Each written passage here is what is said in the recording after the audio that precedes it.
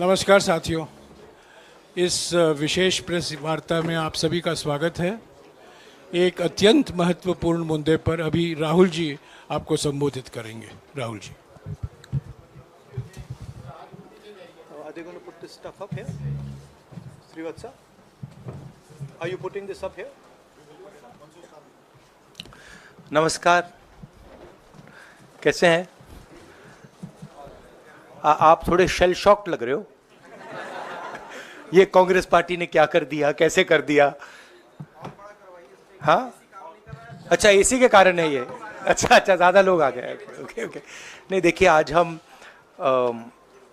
बड़ी इंपॉर्टेंट चीज के बारे में आपको कहना चाहते हैं।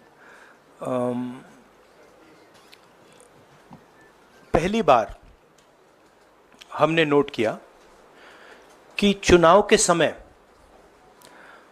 प्रधानमंत्री ने, होम मिनिस्टर ने और फाइनेंस मिनिस्टर ने स्टॉक मार्केट पर टिप्पणी दी। प्रधानमंत्री ने 2-3 बार, 4 बार देश को कहा कि स्टॉक मार्केट तेजी से आगे बढ़ने जा रही है। होम मिनिस्टर ने सीधा कहा कि 4 जून को स्टॉक मार्केट आसमान में जाएगी, लोगों को खरीदना चाहिए। और यही मैसेज फाइनेंस मिनिस्टर ने दिया। फर्स्ट, ये आज थोड़ा हम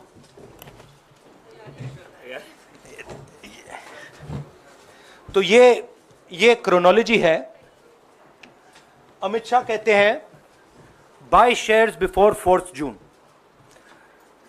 19 में नरेंद्र मोदी जी कहते हैं stock market will break records on June 4। फिर 28 मई को रिपीट करते हैं। 1 जून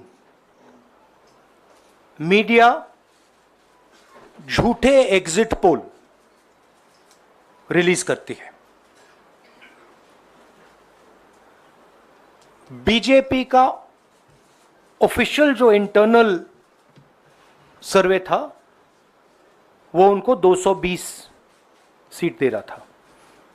तो ये इंफॉर्मेशन बीजेपी के लीडर्स के पास था। इंटेलिजेंस एजेंसीज ने 200 और 220 के बीच में सरकार को बताया था कि उनकी सीट्स आ रही हैं। 3 जून को स्टॉक मार्केट सारे रिकॉर्ड तोड़ देता है और 4 जून को खटाक से स्टॉक मार्केट अंडरग्राउंड चला जाता है। अगला स्लाइड दिखाइए जरा। ये देखिए, 31 मई massive stock activity, more than double what was there on 30th, more than double what was there on 29, 28। ये अनोमली देखिए। ये कौन लोग हैं? ये वो लोग हैं जो जानते हैं कि कोई ना कोई घपला हो रहा है। हजारों करोड़ रुपए यहां पे इन्वेस्ट हुए हैं, फॉरेन इन्वेस्टर्स ने इन्वेस्ट किए हैं। और उसके बाद 30 लाख करोड़ रुपए का लॉस होता है। किसका लॉस होता है? रिटेल इन्वेस्टर्स का लॉस होता है। तो ये जो आप देख रहे हैं, हिंदुस्तान की स्टॉक मार्केट की हिस्ट्री का सबसे बड़ा स्कैम है। और इसके बारे में हम कुछ सवाल पूछना चाहते हैं। पहला सवाल, why did PM and HM give specific investment advice to the 5 crore families investing in the stock market? Is it their job to give investment advice? Second, why both interviews were given to the same media house owned by the same business group, which is also under SEBI investigation for manipulating stock market? Third, what is the connection between the BJP, the fake exit pollsters, and the dubious foreign investors? who invested one day before the exit polls were announced and made a huge profit at the cost of 5 crore families. We demand a JPC into this. We are absolutely convinced that this is a scam. Somebody has made thousands of crores of rupees at the cost of Indian retail investors, and the Prime Minister and the Home Minister have given an indication to buy. And this is a criminal act.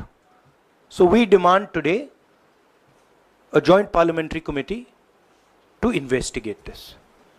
मैं हिंदी में बोल देता हूं, प्रधानमंत्री ने देश की जनता को इन्वेस्टमेंट एडवाइस क्यों दी, और 5 करोड़ परिवारों को जो इन्वेस्ट करते हैं उनको प्रधानमंत्री ने, होम मिनिस्टर ने स्टॉक खरीदने का आदेश क्यों दिया।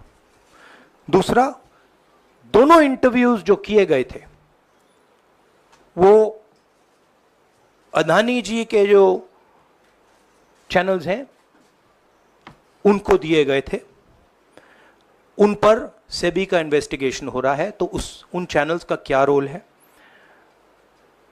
और बीजेपी के बीच में जो फेक एग्जिट पोलस्टर्स हैं और ये जो फॉरेन इन्वेस्टर्स हैं, इनके बीच में क्या कोई रिश्ता है, और अगर रिश्ता है तो क्या है।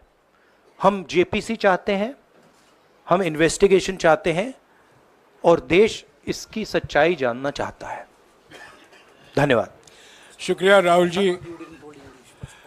साथियों, अभी अभी राहुल जी ने आपको स्पष्ट तरीके से क्रोनोलॉजी समझ लिया है। बार बार गृह मंत्री कहते थे अब क्रोनोलॉजी समझिए। आज राहुल जी ने देश को क्रोनोलॉजी समझाया है। इसके ऊपर अगर आपके सवाल हैं तो एक एक करके आप पूछेगा, एक एक करके पूछेगा। I haven't said the chronology in English, so I'll say the chronology in English. 13th May 2024, the Home Minister says, buy shares before 4th of June. This is a clear indication to retail investors and others to buy stock. 19th May, for the first time, and then repeatedly until the 28th May, the Prime Minister says that the stock market is going to break records on 4th June. Finally, on 1st June, completely fictitious exit polls are released. These investors are given a completely wrong impression. And on the 3rd of June, as we all know, the stock market breaks all records and then crashes on the 4th of June. Whoever has made money as the stock market rose and also as the stock market crashed. And we are interested in having a joint parliamentary committee, a JPC, to investigate the role of the Prime Minister, the role of the Home Minister, role of BJP members, and also those people who have done these fake exit polls. And finally, we want to understand who are the people, these foreign investors, who did these trades. So we want an investigation for that. शुक्रिया राहुल जी। हाँ संजय। राहुल जी, इससे पहले भी आपने Adani issue पे JPC पिछली लोकसभा में मांग की थी, तो क्या आप चाहेंगे कि ये इशू और हिंडनबर्ग इशू दोनों कंबाइन हो और दोनों की जांच हो?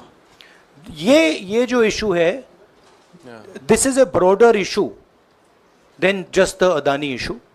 It is connected to the Adani issue, but this is a much broader issue. This is directly the Prime Minister of India, Home Minister, who are privy to data on actual election results, who have IB reports, who have their own data, who are advising retail investors to buy stock on the 4th. This has never happened before. And by the way, the Prime Minister has never commented on stock market before this. This is the first time the Prime Minister has commented, very interestingly, and multiple times, one after the other, saying that stock market is going to boom, stock market is going to boom, stock market is going to boom. And at the same time, he has information that the exit polls are wrong. He has information that he knows what is going to happen because he has IB data and he also has his own party data. हाँ जी रवि। राहुल जी, मेरा सवाल यही है कि जी news ने भी ये सारी चीज़ बताई है जनता को कि कई चैनलों ने मिलकर ये सब चीज़ किया है, जिस तरह से एग्जिट पोल करके लोगों को गुमराह किया है, जिस तरह से शेयर बाजार में सारा कुछ हुआ है, जी न्यूज़ ने भी इस मामले को उठाया है और बताया है। और आपके कहने का सीधा अर्थ है कि अडानी को इसका फायदा उठाने के लिए किया गया है? नहीं, मेरा कहने का ये अर्थ है कि उसमें अडानी इन्वॉल्व हो सकता है, मगर ये अडानी से बहुत बड़ी चीज़ है। इसमें बीजेपी के सबसे बड़े नेताओं ने कहा है, रिटेल इन्वेस्टर्स को मैसेज दिया है कि आपको स्टॉक खरीदना चाहिए।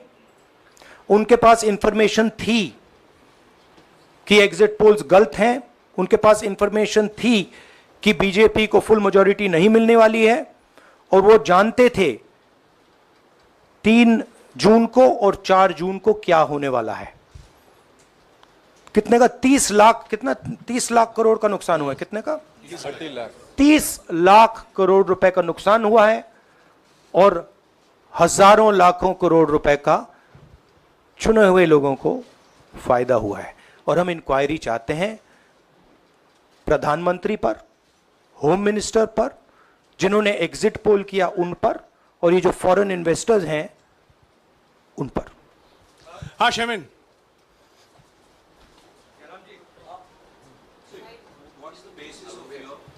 बहुत दूर है। 30 lakh crore loss of asset. How did you arrive at that figure? Do you want to explain? This is based on the value, market value of all the companies the day before the results came, and the market value of the stock market of all the companies at the end of the day on results. हाँ संजीव, एक minute Sanjeev.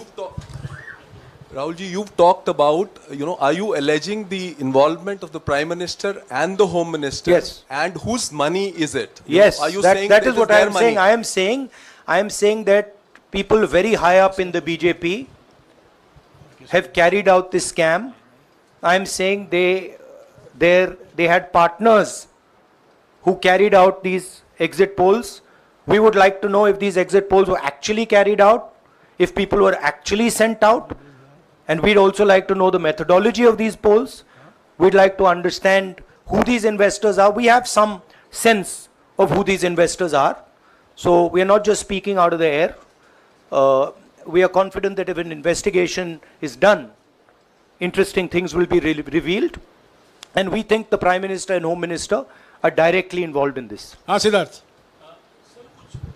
Companies की भी आपको लगता है जांच होनी चाहिए जिनके शेयर बहुत अप गए, जिनके सबसे ज्यादा शेयर खरीदे गए और जिनके शेयर उसके बाद में बीच में बेचे भी गए, तो उन कंपनीज का भी को भी इस दायरे में आना चाहिए, आपको लगता है? हमारा कहना है कि यहाँ पे बड़ा क्लियर है कि स्कैम हुआ है। प्रधानमंत्री ने डायरेक्टली कहा है, होम मिनिस्टर ने डायरेक्टली कहा है, इंडिकेट किया है जनता को कि स्टॉक मार्केट ऊपर जाएगी। होम मिनिस्टर ने तो साफ कह दिया कि खरीदना चाहिए। और जब प्राइम मिनिस्टर और होम मिनिस्टर और फाइनेंस मिनिस्टर ऐसी बात करते हैं तो उसका रिएक्शन आता है, लोग उसको बिलीव करते हैं। तो बिल्कुल क्लियर है कि इन 3 लोगों ने कहा है। यह भी क्लियर है कि इनको मालूम था कि रिजल्ट 400 का नहीं है, 300 का भी नहीं है। तो ये हम पता लगाना चाहते हैं, उसमें आप जो कह रहे हो वो भी शामिल है।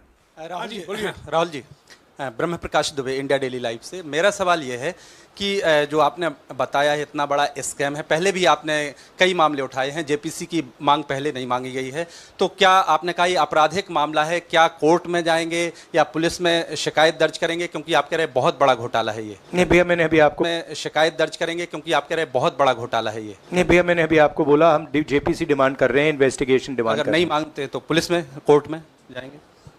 जो भी करना है करेंगे, बट हम आपको ये इंफॉर्मेशन दे रहे हैं कि ये जो हुआ है ये नॉर्मल चीज नहीं है। इसमें प्रधानमंत्री ने इंडिकेशन दिया है, होम मिनिस्टर ने इंडिकेशन दिया है, फाइनेंस मिनिस्टर ने इंडिकेशन दिया है, अदानी जी के चैनल्स के थ्रू इंटरव्यूज किए हैं, और फाइनली लोगों ने इन्वेस्ट किया है, लोगों ने फाइनेंशियल एक्शन लिया है, कंपनीज ने शेयर खरीदे हैं।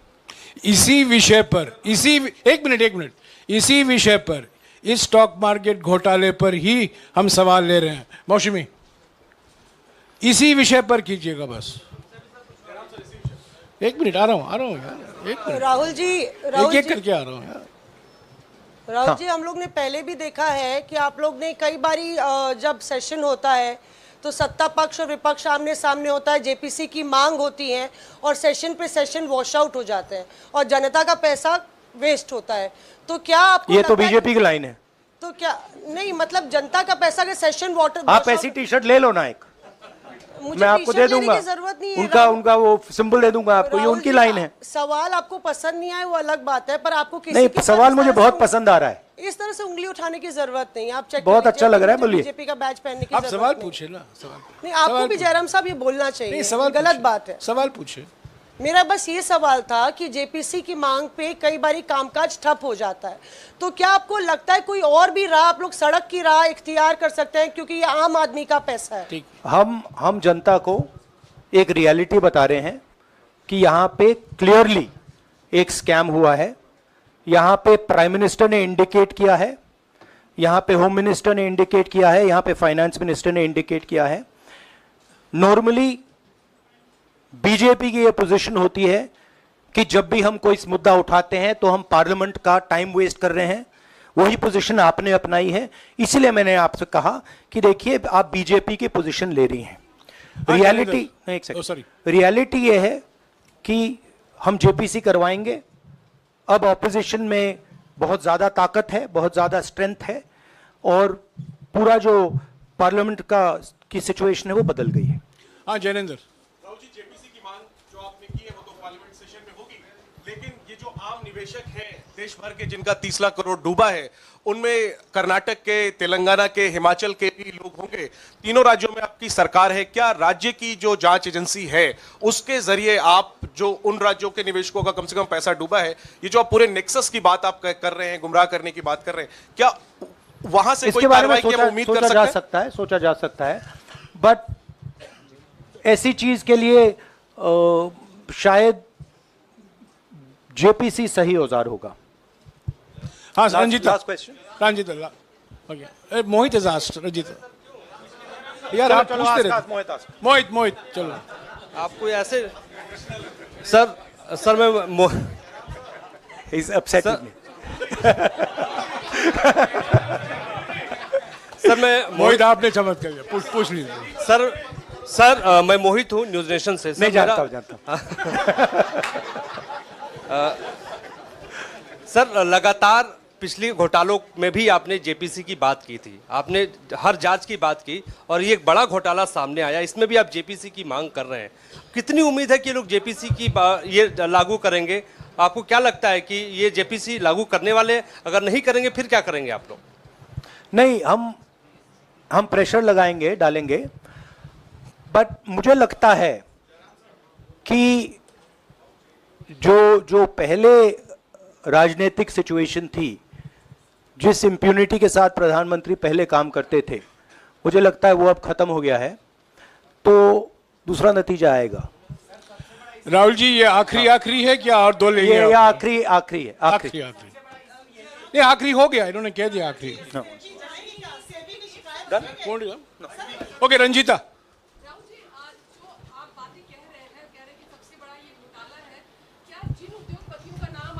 लेते रहे हैं, चुनावी जो रैलियां रही हैं उसमें भी और उसके बाद भी, क्या आप कहना चाहते हैं कि सरकार ने मदद की है उन उद्योगपतियों को और अमीर बनाने में?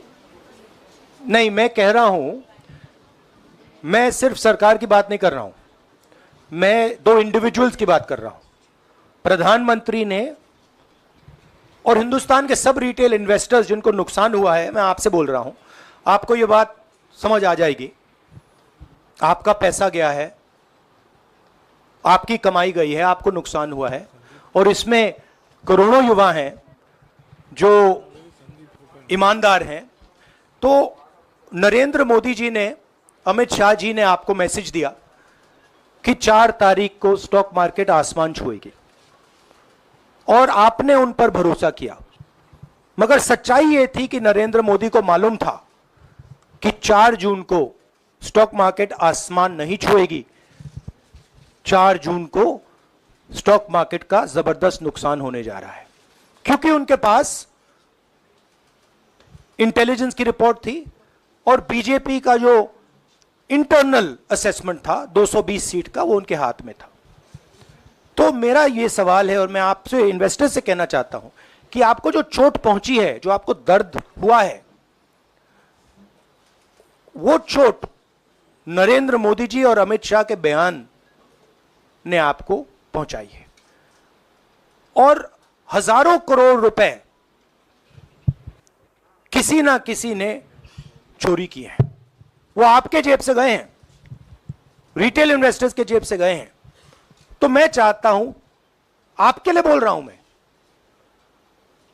आपके लिए बोल रहा हूं कि इन्वेस्टिगेशन होना चाहिए, पता लगाना चाहिए कि प्रधानमंत्री जी ने, होम मिनिस्टर ने आपको यह गलत इंफॉर्मेशन क्यों दी और ये कौन लोग हैं, इन्वेस्टर्स जो हैं, फॉरेन इन्वेस्टर्स हैं, जिन्होंने इस दिन फायदा उठाया। ये देखिए ग्राफ है, ये रेड चार्ट जो है, इसको देख लीजिए। ये नॉर्मल ट्रेडिंग है, ये नॉर्मल ट्रेडिंग है, ये ग्रे वाली नॉर्मल ट्रेडिंग है। और ये जो ट्रेडिंग है, ये अबनॉर्मल ट्रेडिंग है, ये 2-3 गुना है। और फिर ये हुआ है नुकसान। तो ये नरेंद्र मोदी जी और अमित शाह से मैं पूछ रहा हूं कि आप में इसमें आपका क्या रोल था, और रिटेल इन्वेस्टर्स के लिए पूछ रहा हूं, आपकी मदद के लिए, आपकी मदद करने के लिए पूछ रहा हूं। और इन्वेस्टिगेशन होगा तो आपके लिए होगा। धन्यवाद, शुक्रिया। Thank you.